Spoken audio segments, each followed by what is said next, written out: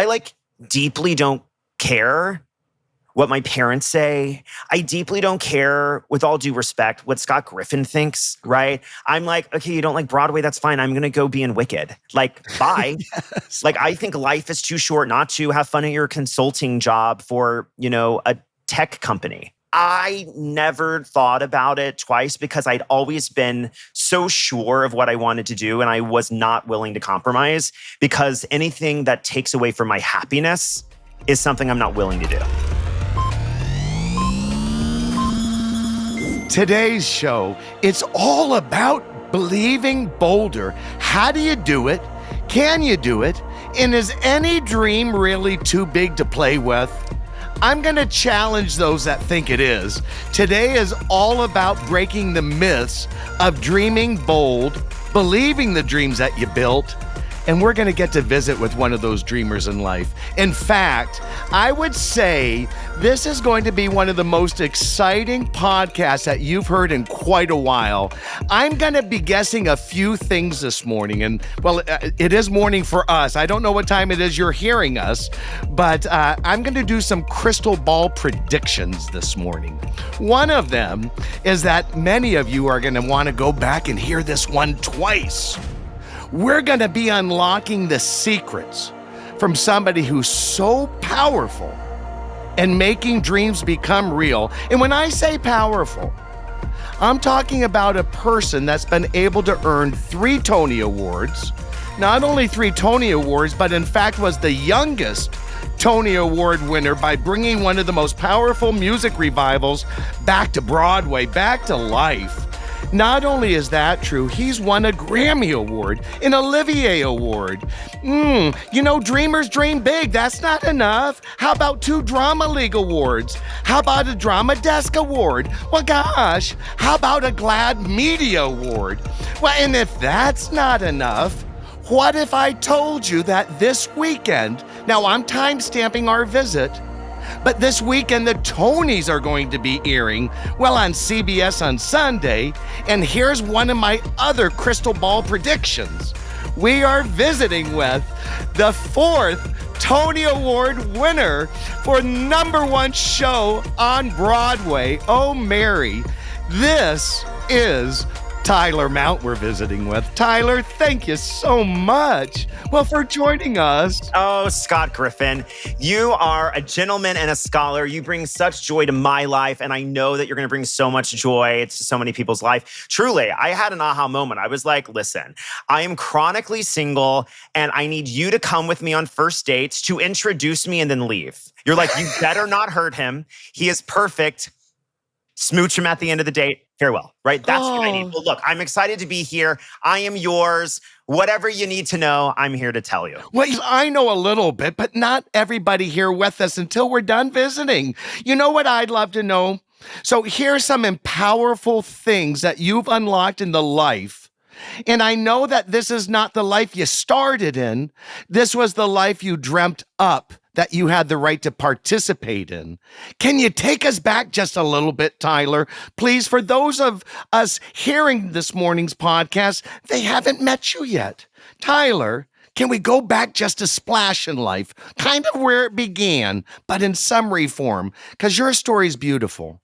Oh, of course. I appreciate that. Yeah. So, I have learned many things in life. One of those being success is not linear. And if you had asked me, Tyler, you're 10 years old, tell me the steps you need to take in order to get to where you're going to be at the age of 35, I would have never put this path together. And I wouldn't have put this path together because it's impossible to predict how to get somewhere. I've learned it's about knowing where you want to go. So that story, as concise as I can make it, is I grew up in small town Texas. We're talking about 300 people, 1 stoplight, small. I basically grew up on my grandparents' 1,000-acre cattle farm. From there, I always felt a little different, and I knew that I wanted to pursue a career in the theater. High school theater saved my life. It gave me purpose. It gave me meaning. It made me excited to wake up every day. I did attend school in Austin, Texas, where I received a degree in musical theater. I moved to New York City immediately after, knowing this deep knowing that I wanted to be a part of the Broadway community. And the only way to do that was to be an actor on Broadway. And I pursued that, and I pursued that relentlessly because that's who I am and that's what I stand for, right? I am relentless in the pursuit of my dreams. And you know what I found? The universe had other plans for me. The universe said, you're going to get really close, but you're never going to book it. You're never going to be the actor on Broadway. And could I have kept going? Absolutely. I didn't even give it that long. I gave it like 6 months, which is a blip in the eye of a performer. But every morning I woke up anxious. Every morning I woke up with a deep regret of having to live my life for the next 24 hours. And I realized that that just meant I wasn't following my purpose. Long story short, I got a quote unquote big break, which was an interview with a fantastic producer here in New York City. She got me a job as a production assistant painting the back of set pieces for an off-Broadway show. I did it with a great attitude. That got me the next interview, which got me the next interview, which got me my first Broadway contract as a stage manager. I did that for 5 Broadway shows. And then the really unglamorous side of Broadway, because I hate to tell you, Broadway is the least glamorous industry you could ever get into. There are layoffs at the end of each show. If you are in a really excellent long-term show, you're performing maybe a year, right? It is very rare to have the Wickeds or the Lion Kings, right? Most shows last a month. Most shows last 90 days or 6 months. And in between shows, you're looking for more work. And I had an aha moment. I said, I want to be a part of the Broadway community, and I didn't know why I wanted to do this, but I decided that I was really called to create online web content. This was in 2013. YouTube vloggers were a thing, but the idea of an influencer, especially on Instagram or TikTok, which didn't exist at the time, was unknown. And I said, I'm going to stop waiting. I'm going to stop waiting for permission, for a stage manager, a director, a producer to give me the opportunity to do what I want. And so what I ended up doing was creating a silly little web series that was called the Tyler Mount Vlog. It wasn't meant to be anything special, but it ended up being quite remarkable.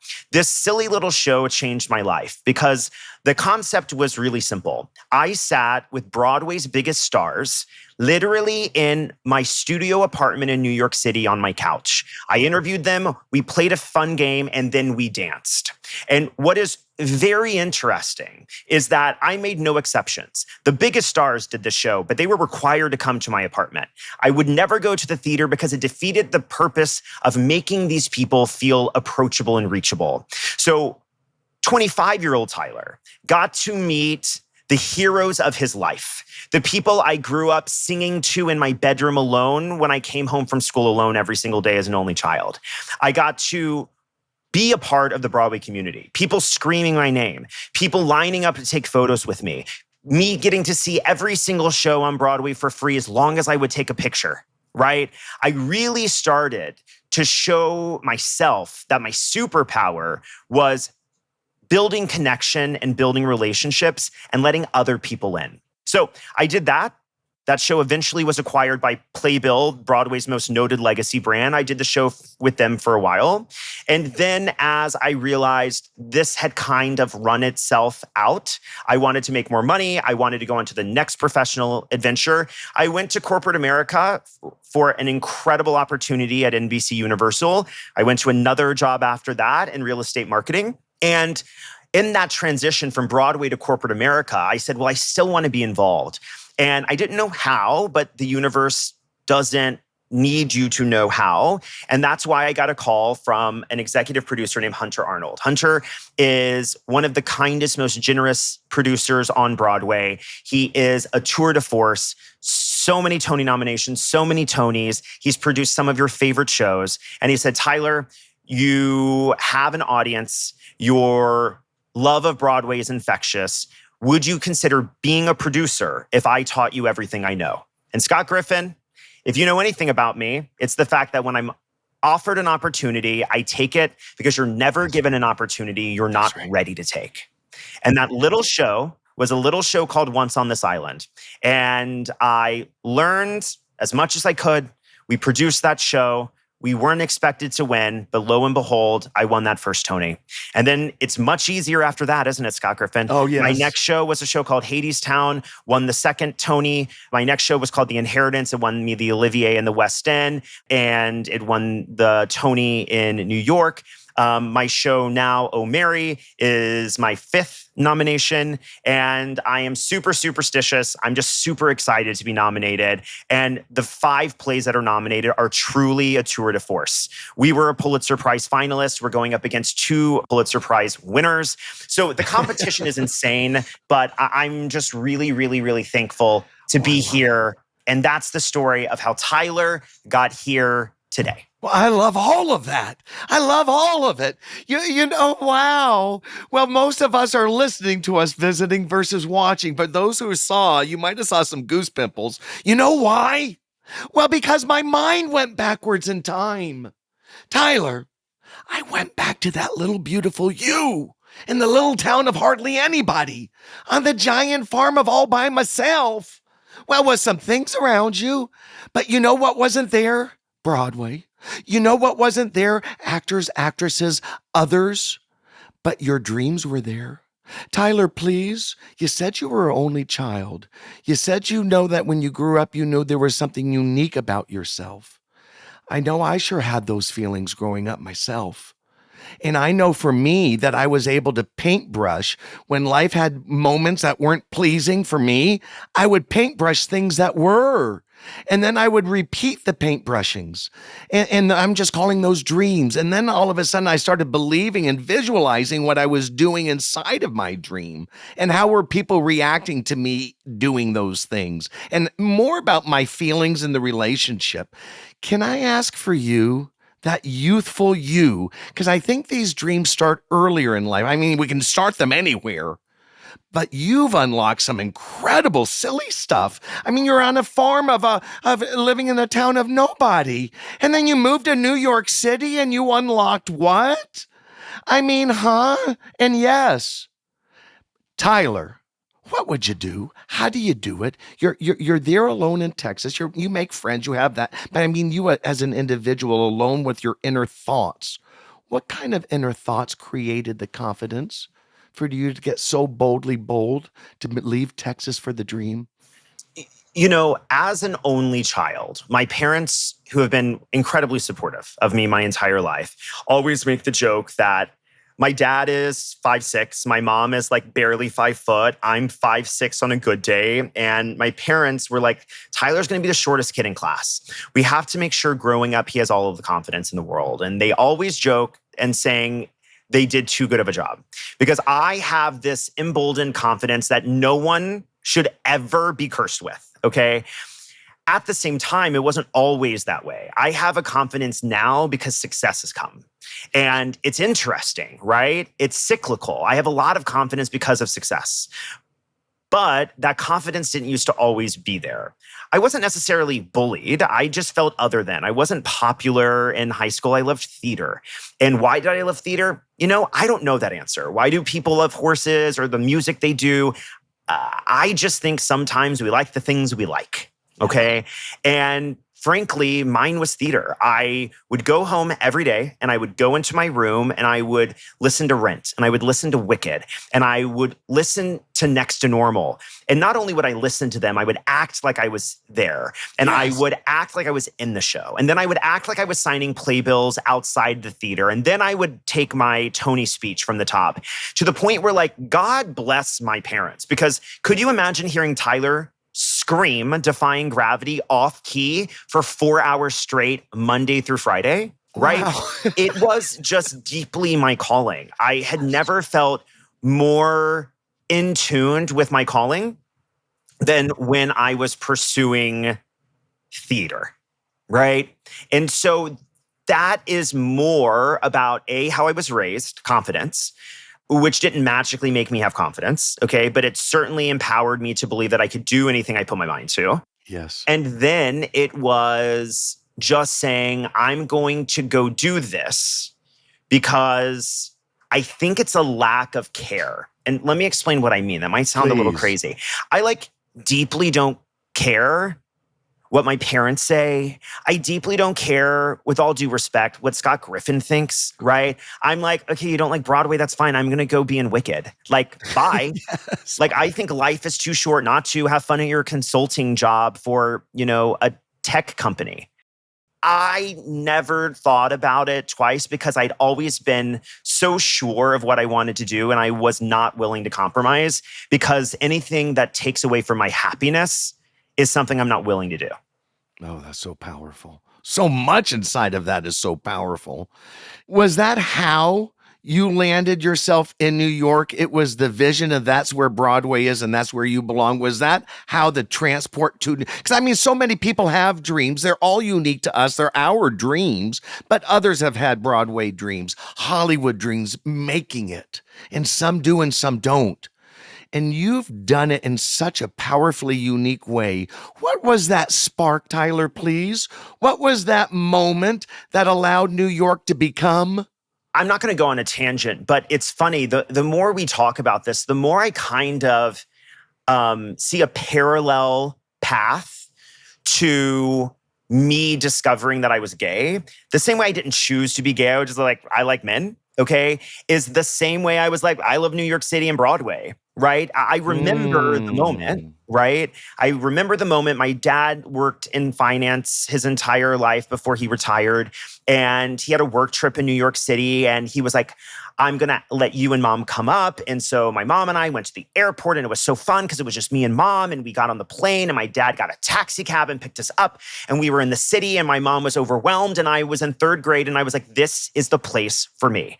I love the hustle. I love the bustle. I love feeling like a part of something bigger. It was the exact opposite. You could not pick a more opposite location than where I was in Montgomery, Texas, right? That's where it was, Montgomery, Texas. Yeah. And since third grade, I knew I was going to live there. And, you know, I said it and everyone kind of laughed and kind of chuckled because I come from a small town and a lot of my extended family, whether they choose to like it or not, or agree with me or not, are small thinkers, right? Because you don't leave Montgomery. You get married and you do what it is maybe your parents did, or you stay close to home. And there's nothing wrong with that, right?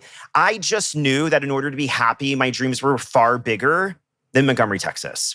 And so my parents started to find and discover through my life and my formative years that when Tyler said he was going to do something, no matter how outlandish, they eventually stopped being like, well, Tyler, and they started believing. And they started believing, I remember one specific time. I remember I was obsessed with New York from third grade on. I told my parents, because I was researching all of the theaters in fifth grade because I'm a psychopath. And I remember telling my parents that one day I was going to perform at Carnegie Hall. And I remember where I told my dad we were in the church parking lot. And he said, okay, we'll see. And then lo and behold, our choir performed at Carnegie Hall in like 10th grade, right? Is that a big accomplishment? Like maybe, maybe not. I don't care. It is about that my dad was like, oh shit, he did that. So whenever I said I'm moving to New York right after college, or I'm going to become a professional doing this, or I'm going to win Tony Awards, or I'm going to win a Grammy, or I'm going to do this, he's just been like, okay, cool, I'll see you there. Is that right? Right? And so I think that is deeply rooted in a knowingness. And I think we all have a knowingness about the things in life that we want to do. And I think a lot of us mute that because society tells us it's not possible, or we don't understand how to get there. And that's not the goal. And Tyler, that's right. Please. And as you're describing these moments in your life, the back of my mind is wondering, what did you do with the little guy that might have popped up on the shoulder every now and then to say, oh, I don't know if you can do this. Mm-hmm. I don't know if they're going to like it or you're going to like it. Did you ever have the little guy of doubt on your shoulder ever tapping on you as you're unlocking these moments? Oh my God. And if so, how did you kick the little thing off? Unfortunately, the guy was there and the guy's still there, okay? Haven't been able to kick him off. I still, very candidly feel like an utter failure. I feel like it's all fake. I feel like I didn't really win Tonys, and I'm not saying like out-of-body experience. I feel like I'm lying to you. I have the photos, okay? The Tonys are in the next room, okay? I promise, right? But it feels like I am always one moment away from the rug being pulled out from underneath me. It's like a fantastic case of imposter syndrome. It happens all the time, right? Who am I to produce theater? Who am I to have a marketing firm? Who am I to be friends with Scott Griffin, right? And that always existed and it still exists. And I would be lying to say that it doesn't exist. And I would say the two things that helped me here is number one, Please. my love of the thing outweighed the nagging feeling on this shoulder, because the love over here for the thing, like absolutely no question, outweighs that. And then the second portion is like this idea of this common phrase of faking it until you make it. I am unapologetic about thinking and saying that I'm the best in something I do. Is that factually accurate? Maybe not. Who can be the best producer on Broadway? We could rate based on gross income. We could rate on number of shows. We could rate on number of Tonys. And I guarantee you I'm none of those things, okay? But you know what no producer on Broadway has ever had? I don't. My mind. Not that it's better, but it's different. And I would argue that for every single producer that has ever been. They have the ability to say that they are the best because they're the only one with their mind and their taste and their love and their passion. And so that is how I really try to live my life. And that goes a long way because no one wants to employ or work with or contract someone that doesn't think they're good at what they do, because I'm going to go find someone who says they're the best. It's so true. And wow, Tyler, as you're saying that, I'm sitting here obviously with you, enjoying so much and going back and connecting. I'm seeing, I think I have my little guy runs around in my shoulder more than I thought he did. I also have those thoughts, Tyler. Is this real? Am I an imposter? Is this? Wow, isn't it amazing the commonality shared through great stories like these podcasts invite us to unlock, that those making it in the life that they're enjoying, the life that they're living, have so much commonality. Here's what I also heard on kind of how we do it. Did you hear it too? I told you we're going to have to hear this thing a couple of times. You know what I heard? Well, that was Tyler singing off key for hours. What was he doing? He was living inside of the dream, consistently connected to the dream itself. And he wasn't just in the dream. Did you hear what he was doing after the show was over? He was signing the playbills. What was that? That's visualizing. That's interpreting self. And here's what I've discovered. We can become whomever we believe we want to be. And each moment is a different one for us to explore. Dream bold. Don't allow interference to disrupt dreaming. These are your dreams. They should not look like other dreamers' dreams. Why would they? I love what you say, Tyler. I don't care. What's your opinion? Well, darling, that belongs to you. I don't care. My vision belongs to me, and I'm going to unlock it. And so please, for those listening to us, I really want you to hear that. What that's saying to me as I hear it is that I don't have to grow up in a family that's already connected to Broadway. I don't have to grow up in a community that's right out my front door. I can be so far away to be on a farm in a town of 300 people, unlocking this vision and then going to the city, one of the biggest cities in our nation where dreams are the largest. And most of us don't find our ways of unlocking it. And Tyler's here sharing some of the most authentic, so real ways of how any of us can do it. So isn't it delicious? I wanted to start here. Why? Well, because it's the foundation of passion. And the passion is Broadway and what lives inside of the story of what Broadway is to Tyler. But please, I think many of us have thoughts of childhood dreams that we've either played with or self-created new ones.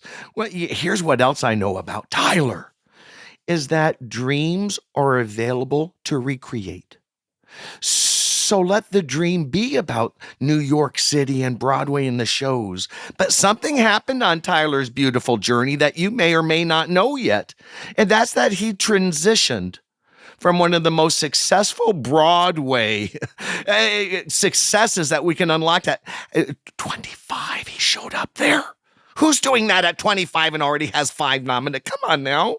And now he's leading one of the most successful, literally, the nation's global successful agencies. This is a creative agencies. And what I love is that Tyler has this unique gift of merging the worlds of entertainment and real estate marketing. And it's not just real estate marketing.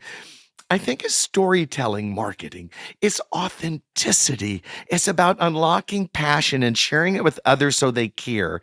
So not only is Tyler, for those who know, led through productions, remember this weekend, he's going to be winning the best show on Broadway. Oh, Mary. Here's to hoping. Knocking on wood. I didn't Well, say these it. are Scott Scott Griffin did. Griffin's predictions. Okay. This is my crystal ball I've been rubbing today. But you know what else happened on Tyler's gorgeous journey? He decided to transport his gift. Well, real estate with one of the biggest brands, Ryan Serhant, ran the digital marketing strategies for Serhant. And not only that, how about why don't I go help somebody become the president of the United States? Why don't I go run and help them get their social running? We might as well take the gift and spread it around. Why? Because producing is unlocking a story, bringing it to life so that life can receive the story. So we can produce in more ways than just Broadway itself. And Tyler is one of life's best producers I've ever met, ever. And that if you ever get a chance to hear one of Tyler's presentations, be able to engage with him, you're going to see quickly what I mean. Tyler, how did you transport your gift of Broadway, your gift of production, knowing that you started with the spirit, I'm going to be acting in the shows, but found a deeper rooted love for producing these shows, bringing their shows to life? You've brought Ryan Serhant, Spencer Raskoff, the founder for Zillow, John Picasso, Laguerre, the CEO of T-Mobile. I've already talked about the president, Joe Biden. He brought him into presidency through social and other tools. Well, Baccarat, One Hotel. There's so many people. There's over 1,000 real estate agents you've helped brand globally in over 14 countries. It's incredible how your passion continues to get bolder forward, even though it wasn't exactly in the same field. Tyler, how did that shift happen? And how does one shift a passion so boldly and bring its success to life as you get to do? What's the gift? What, for our listeners, what tools can they play with? What did you play with, Tyler? I just continued to follow the GPS, right? I literally had my destination in, and I can't sit here and tell you I took any specific steps to have these things happen to me. I was in corporate America. Okay. I was making good money. I knew I was being laid off. I got another job opportunity in real estate. I had significant experience there. It was a no-brainer. It was an increase in pay. It would ensure I didn't have a gap in my resume. No-brainer. Great. Going there. That was in 2020 during COVID. I knew that they were most likely going to lay off people from the real estate firm because it's a real estate firm. In 2020, I got an opportunity through a personal connection to freelance at the Bloomberg presidential campaign. I never started that job because he dropped out. The Biden-Harris campaign contacted me. I did that, and he happened to be the president-elect. Once you represent the president-elect, it's much easier to get Fortune 1 and 5 CEOs, right? My next client was John Ledger, who was the former CEO of T-Mobile. And shortly after, I landed Ryan Serhant, the visionary of real estate, Spencer Raskoff, founder of Zillow. I have represented Linda Yaccarino, who is now the CEO of Twitter, and nearly 1,000 real estate agents, brokerages, lenders, developers, and contractors across the country. And that's something. Isn't that something? You are literally the epitome of Believe Bolder in my eyes. You continue to unlock stories that on the surface and from far away reading, somebody would say, you can't do that.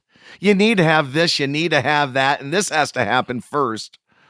And here you are, coming from a little town of nowhere in Montgomery. It's so good. Unlocking, and for those that don't even know yet, may I please correctly Dr. Tyler Mount. Because it even extends beyond what we're talking of now. Being acknowledged, you've done so much. Tyler, that just happened. What just happened in your beautiful world? I just find it amazing. Yeah. So I got a call earlier this year from my alma mater in Austin. They extended incredible honor to me and asked me to be this year's commencement speaker. And along with it, they conferred me as a doctor of humane letters, which gives me a terminal degree in humanities and the arts, which now allows me to, if I wanted to, I don't want to, but like if I wanted to, I could go be a professor. And I was just so humbled because I thought it was less of a deal than it was. And then I got there and I was like, oh, this is a real thing. Like there's a diploma and a citation and a portion of the graduation dedicated to this. And the board of trustees has to vote and confer you. And I was taken back because again, things like that don't happen to small town Texas, Tyler. Right? And a gay guy in Texas. I wonder how welcomed you felt being gay in Montgomery, Texas. My goodness. Yeah, it was something that I didn't even realize when I was in Montgomery. How could you, I suppose? And now I'm unapologetic about it. I'm like, I come back and like you walk through Walmart and like you can tell people know and are staring at you. And I'm like, bitch, I'm a doctor and I have 3 Tonys. You know what I mean? Like I just love and adore you. Like I love and adore you. Do you hear, Tyler, everybody? Are you already learning one of the things that Tyler believes so wholeheartedly? Live your life authentically. Find out what makes your joy unlocked and tickle the heck out of it. And don't stop tickling it. Express it. And if people have an opinion, remember what Tyler says. I don't care. That's theirs. Don't. Remember, it's not yours. That belongs to them. Bingo. Tyler, can I ask, for those listening, if you could go back, now you've done an amazing job, but if you could go back earlier in life and you only had about 2 minutes to give yourself a secret tips and tricks to shortcut what you've learned this far, what are you telling that little younger self? What does that younger self need to hear? If this magical power was actually on the table and I was actually coming up with a real answer for you, which I think is the question, I would waste it. I would go back and I would spend that 2 minutes with baby Tyler and I would look at him and I would say, I'm not going to tell you anything to do, but I am going to tell you a secret. Your life is going to turn out far better than you could ever imagine. Because what you're dreaming now is child's play to how your dreams will come to fruition and then some. I'm not going to give you a tip because giving you a tip will change the trajectory of your life and you need to go live it and you need to alleviate your anxiety and be patient because it's coming. And it is coming faster for you than it is for most people in this world. You just have to be patient and continue to follow that passion. And then I would be like, boo. And then I'd run away. You know what I mean? You know what I mean? Like, I'm like, I would just tell me that it's going to be fine and to take a deep breath and like, you're going to get your Tonys. Like, calm down, my friend. Calm down. Oh my gosh, I love that. That's what this show is about. I'm so glad you came on, Tyler. Thank you for sharing your love, with all of us. And here you are, you're now running, I said it earlier, one of the most successful agencies out there, one of the creative agencies, Henry Street Creative. And you serve a lot of different client brands, but a lot of them deal in the spirit of real estate. And for our listeners right now, there is something really cool. So please, I've got to say something because I just love you very much. And I love what you do. You so focus on the giving in life. And what you give is the tools for others to also believe in their dreams. And then storylining on how they can do it. And it's an authenticity. Almost everything you speak through, I've learned, Tyler, is live in your authentic self. Tyler, there was a program about building your empire. I can't believe you even found time to put this program together. Tyler, I've got to share with you. I'm being involved in industry the way I am, been to so many conferences, so many different speakers, and then I get the chance to be in front of your Empire program, and it was a self-driven course I was able to enjoy. I've got to share with our listeners right now. Tyler, I hope you'll share how they can find it as well. This has been the most impactful, most powerful, most connective program I've ever personally have taken for myself in career. And I thought I knew quite a bit already doing what I'm doing and having fun at doing it. Here's what I've learned in life. Keeping a student mind available is a great mind to keep open. It's the student mind that learns the things we didn't know we didn't know.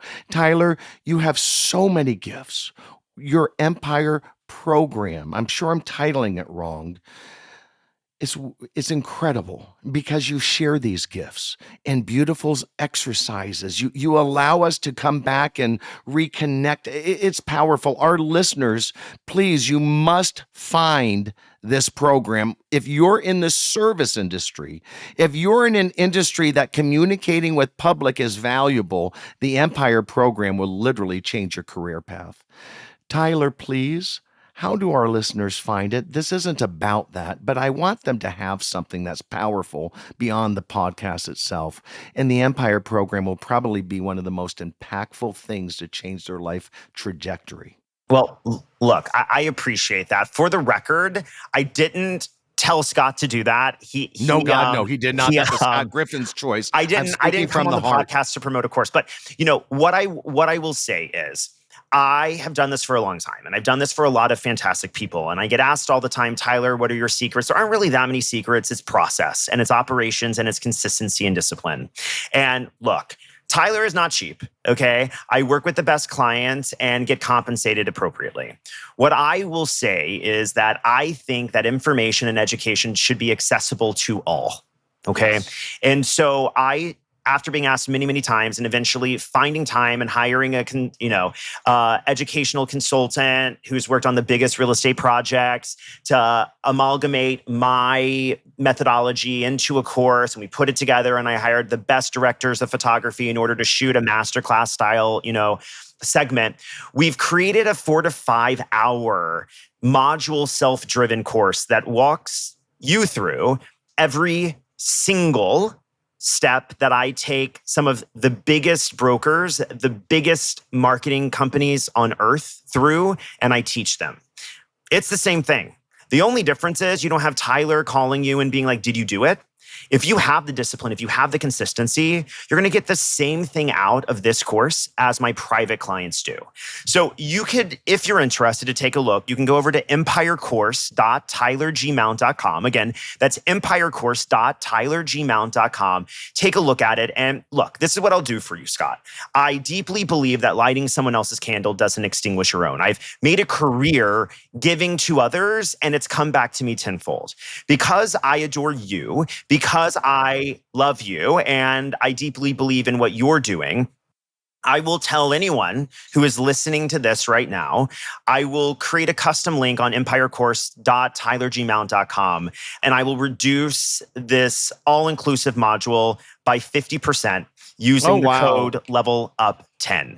That's to anyone listening to the Believe Bolder podcast. Just visit that site and we'll get that updated for you. So I'd love for you to join my team there. If you obviously want to speak about what I'm doing for some of the best in our industry, you're obviously welcome to reach out across social at Tyler G. Mount or visit Henry Street Creative's website at henrystreetcreative.com. And this is somebody who I promise you want to follow. You want to engage, and you want to bring your student mind. Allow to go much beyond today's podcast and understand what it takes for those making life behave in unimaginable ways until you started imagining it could, and then it became available.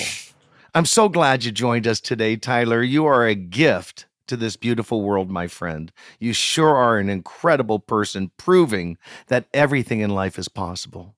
Well, thank you for having me. And I would deeply like to say the same about you. And it takes one to know one. And I deeply believe that good people deserve good support. And you, my friend, are good people. Well, that's what happens in life. Be beautiful. attract more beautiful. And guess what? You'll surround yourself in a spirit of believing, and it's valuable. And you know what I've learned for those listening? Filter life.